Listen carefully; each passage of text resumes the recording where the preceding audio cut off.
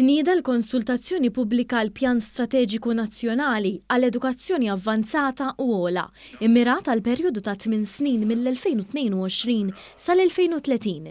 Din l-istrateġija hija l-viżjoni tal-Awtorità għall-Edukazzjoni Avvanzata u Ogħla għad komplija ta' tiġdid tas-settur edukattiv.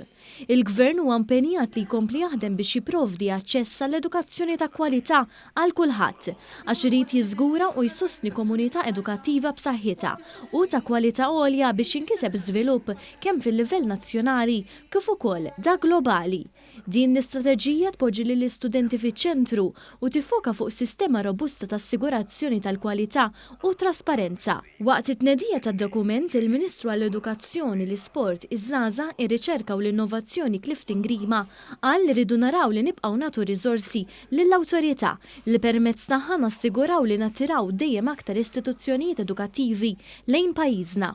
Rridu naraw li nibqgħu nagħtu r-riżorsi, nibqgħu nagħtu l-għodda l-awtorità li permezz tagħha nassiguraw li dejjem nattiraw aktar istituzzjonijiet edukattivi lejn pajjiżna fejn pajjiżna jkun magħruf għal edukazzjoni ta' kwalità li tassigura l-sistema edukattiva ġo pajjiżna tkun waħda ta' livell għoli u tkun dejjem waħda li tirrifletti dak li huma l-iżviluppi fuq livell mondjali.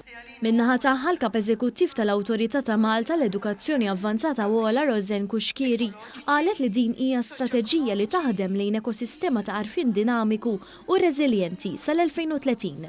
Strateġija bbażata fuq edukazzjoni avvanzata li tispira lill-individwi biex jiżviluppaw ħiliet relevanti li bħala membri attivi tal-komunità u bħala ċittadini jippermettulhom jikkontribwixxu lejn ekonomija ġusta, diġitali u ekoloġika.